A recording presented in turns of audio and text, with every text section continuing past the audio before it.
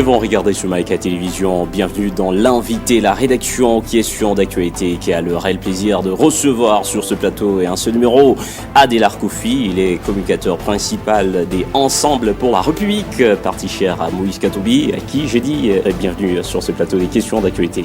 Bonjour Billy, le plaisir est partagé. Le plaisir est partagé avec vous, Adel Arkoufi. Nous parlons des questions électorales au centre du débat ces dernières heures en République démocratique du Congo. Et cela à quelques heures, quelques mois des élections de 2023. Et c'est plus principalement, particulièrement le projet de loi Christophe Lutundula qui est devenu hyper célèbre ces derniers temps. Qu'est-ce qui la rend célèbre et quelles sont les innovations que cette loi, ce projet de loi apporte? Oui, je vais devoir introduire cette entrevue par une citation célèbre également de Raymond Aron qui dit « Il est toujours indiqué de pouvoir maximiser les expériences en vue de réinventer l'avenir ». C'est vrai que nous l'avons dit il y a quelques semaines du haut de ce plateau que les élections passées, les différents cycles électoraux connus dans ce pays, du moins les 2 ou 3 derniers, ont été émaillés de beaucoup d'irrégularités.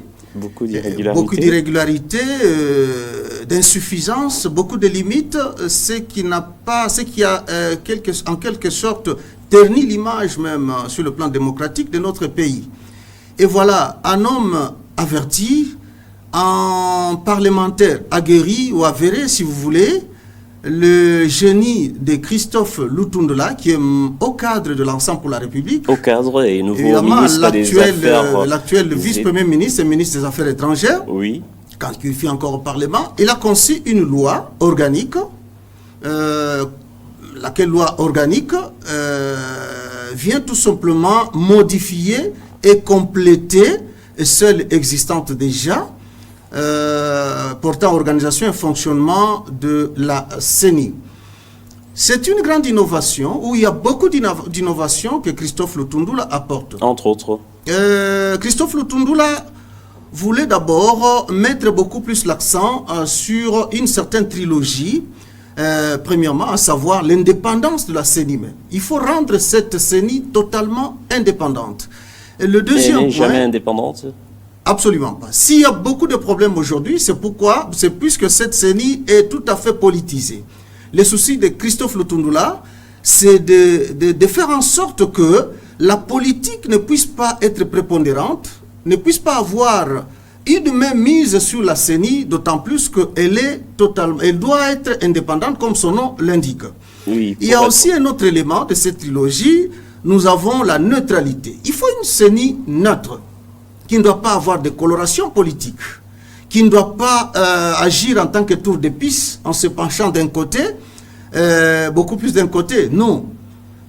En jouant le rôle d'alter ego, non. Et la CENI doit également être impartiale pour tout dire. Impartiale, alors vous comprendrez que s'il faut revenir à votre question, oui.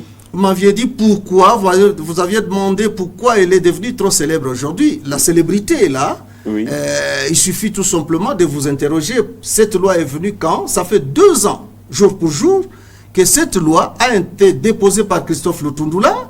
Et c'était avec du temps de la présidente Janine Mabunda, qui a tout simplement mis ça dans les tiroirs, aux fourrières. Et c'est aujourd'hui, avec l'avènement de l'Union sacrée... Pour quelle raison? Évidemment, vous savez vous-même, nous avions un régime qui faisait en sorte que tout soit taillé sur mesure.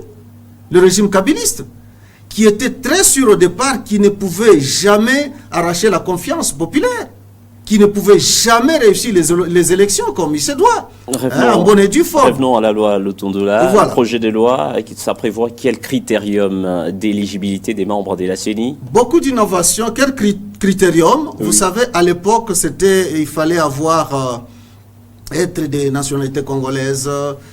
Ça concernait aussi les gens qui sont réellement les cadres tout à fait indépendants. Oui. Il fallait jouir d'un minimum de, disons, il ne faut pas être un délinquant sur le plan des règles de droit, etc. Vous en connaissez. Là, Christophe n'a rien enlevé, sauf qu'il vient ajouter quelque chose. L'ajout, c'est quoi? Qu'est-ce qu'il vient ajouter? Pour lui, nul ne peut être membre de la CENI si dans son cursus, dans son parcours, il a été membre ou cadre, tant provincial que national, d'une organisation politique quelconque. Et même toute personnalité qui a évolué au sein d'une société civile affiliée à une organisation politique pendant les 5 années précédentes, celui-là ne peut absolument pas faire partir de la CENI. L'avantage, c'est quoi? Ou les buts, c'est quoi? L'avantage est là, c'est la dépolitisation de la CENI. C'est ça l'idéal. J'ai suivi Sesanga récemment dans son projet de loi. Il semble qu'il y a aussi un projet de loi, Sesanga, oui. Deli Sesanga, qui dira tout simplement que lors des assises de Sam City, je crois qu'il était convenu à ce que la CENI soit totalement dirigée par la société civile. Pas question de diriger par les politiques. Mais comme vous comprenez, la politique hante un peu tout le monde et fait promener son spectre. C'est ce qui a fait que nos amis de la société civile mordent très facilement aussi à la politique pour faire partie de la politique. Voilà qui a fait que capoter un peu les choses jusque-là. Donc, okay. C'est ça le problème. Il ne faut pas faire montre d'une certaine appartenance à une certaine organisation politique. Ça, c'est un. Si vous voulez une autre innovation, oui. Eh bien, sur le plan organisationnel, laissez-moi vous dire tout simplement que Christophe Lutundula venait d'apporter quelque chose, un plus, avec la création de la COPEC. La COPEC signifie tout simplement la Commission permanente d'évaluation et de contrôle. À mon humble avis, il s'agit d'une... c'est un troisième organe qui vient de s'ajouter au bureau et à la plénière de la CENI. Et cet organe jouit d'un éventail de pouvoir, si vous voulez, beaucoup plus de pouvoir. Aura quelle mission, oui? La mission est simple, c'est-à-dire suivre au quotidien tous les actes posés par les membres de la CENI, par le bureau, par les organes de la CENI. Suivre ça de plus près signifie quoi? Tant sur le plan financier que sur le plan, si vous voulez, des actes même posés au quotidien. Et si un quelconque membre ou un quelconque organe entre en inadéquation avec le principe même qui gère la CENI, oui. Eh bien, il va de soi à ce que les COPEC, c'est la COPEC si vous voulez, oui. puisse saisir les instances, pas seulement judiciaires, mais toutes les instances possibles en guise d'interpellation. Donc, le pouvoir est tellement géant, qu'on accorde oui. à ce...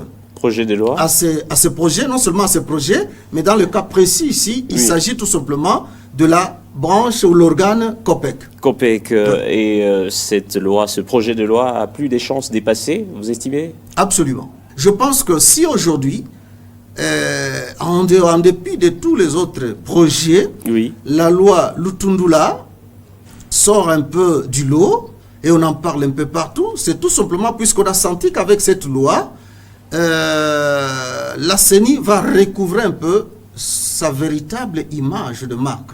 La CENI doit être réellement cette église au milieu du village. Il y avait une plénière consacrée à l'examen et voilà, le traitement de ce projet de loi. Qu'est-ce qui reste pour qu'elle soit promulguée, qu'elle passe?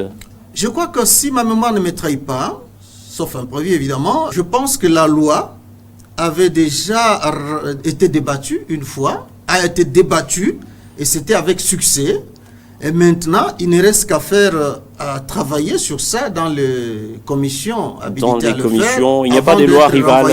Il n'y a pas des lois rivales à celle de Christophe Lutundula. Je ne pense pas. C'est la loi Lutundula qui est vraiment prise avec beaucoup plus d'importance, beaucoup plus de considération. La preuve est là. C'est la loi qui est débattue au moment où nous parlons. Elle est en train de travailler en commission juste pour apporter quelques rectificatifs avant d'emmener ça à la CENI, disons au Sénat pour une seconde lecture. Plusieurs innovations énumérées ici. Voilà, Adélard Kofi, merci d'avoir répondu à notre invitation. La matière étant abondante, nous aurons à y revenir dans notre prochain numéro. C'est avec réel plaisir. Et voilà, merci. C'est par ici donc que s'achève cette émission Questions d'actualité. Merci à toutes et à tous de l'avoir suivi. Le prochain rendez-vous est donc fixé demain dans un nouveau numéro avec un nouveau sujet. Au revoir.